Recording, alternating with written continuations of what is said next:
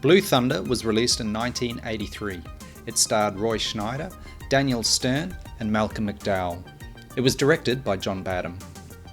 Frank Murphy, played by Roy Schneider, is an ex-Vietnam vet who works for the Los Angeles Police Department as a helicopter pilot.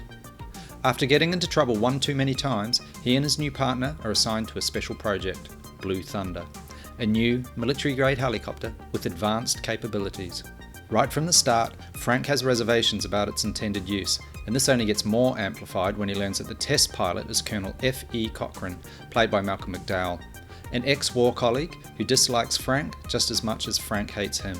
When a politician is killed, Frank starts his own investigation and discovers that she was murdered by Cochran's team, and records the evidence to Blue Thunder's hard drive. When Frank's partner is killed after hiding the helicopter hard drive, he enlists his girlfriend Kate to find the tape and to take it to the local TV station. Frank steals Blue Thunder to help Kate accomplish her task, but is later ambushed, first by his colleagues in other helicopters, and later F-16 jet fighters from the US military. When they fail to stop Frank, Colonel Cochran takes him on in his own attack helicopter. Relying on his skills as a pilot in the Vietnam War, Frank manages to outwit Cochran, just as news stations start playing the evidence video. On release in the USA, Blue Thunder quickly knocked Flashdance from the #1 spot. It had a release period of 66 days, which in this day and age seems amazing. Nearly 2 months it was in the cinema.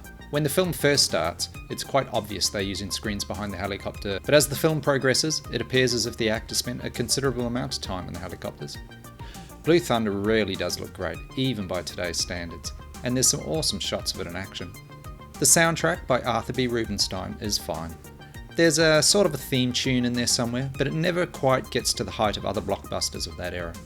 This is a soundtrack that's happy to play second place to the aerial stunt work. There was also a short-lived TV series in 1984, but it was cancelled after 11 episodes after Airwolf, a similar style TV series, performed better in the ratings.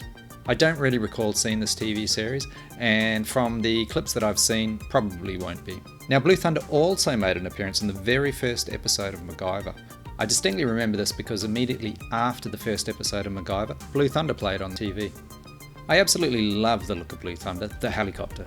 I even walked to the next suburb over as a teenager to buy the Multi-Toys helicopter model, which also came with a scale pilot. Most aerial scenes are done well, but the story does let the movie down a bit.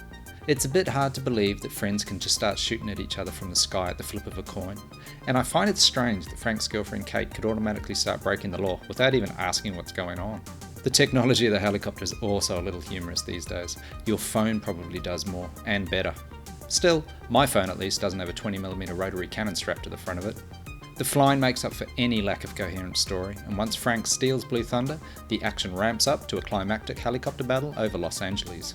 This movie is well worth a watch if you've not seen it, but come for the flying, not the story.